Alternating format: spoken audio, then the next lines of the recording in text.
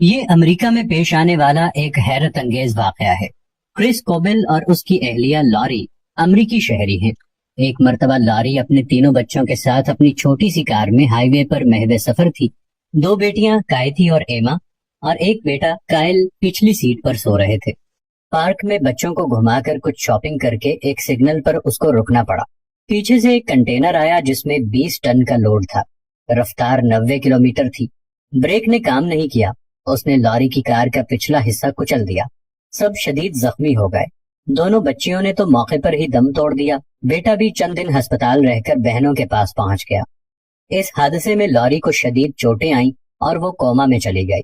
جب لاری ہوش میں آئی تو اس نے سب سے پہلے اپنے بچوں کا پوچھا تو شوہر نے خبر سنائی کہ تینوں کا انتقال ہو گیا ہے۔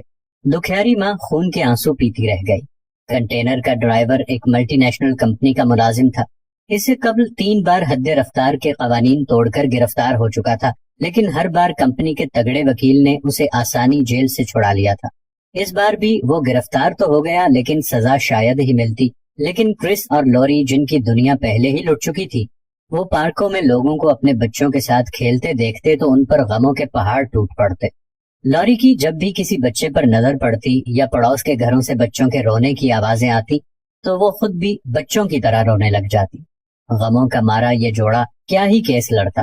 وکیل کے اخراجات اٹھانے اور عدالتوں میں چکر لگانے کی بجائے انہوں نے معاملہ خدا کے سپرد کرنے کا فیصلہ کر لیا کہ وہی بہترین بدلہ دینے والا ہے۔ پھر کنٹینر کا ڈرائیور خود بھی 3 بچوں کا باپ تھا۔ لاری نے کرس سے کہا کہ ہمارے بچے تو ویسے بھی جنت میں پہنچ گئے ہیں، اب اگر کیس لڑیں تو بھی ان کا نعم البدل نہیں مل سکتا۔ اب اگر یہ ڈرائیور بھی طویل عرصے کے لیے جیل میں چلا جائے تو اس کے بچوں کا کیا ہوگا؟ ہمیں خدا نعم البدل ضرور عطا فرمائے گا۔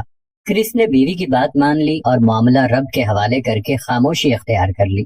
ڈرائیور سے کوئی دیت اور خون بہا بھی نہیں لیا۔ وہ رہا ہو کر گھر چلا گیا۔ یہ سب کچھ دنیا کی عدالت میں ہو رہا تھا۔ ایک عدالت عرش معلیٰ پر بھی سجی ہوئی تھی جس کا قاضی یہ سب دیکھ رہا تھا۔ اب وہاں سے فیصلہ ہونے کی باری تھی۔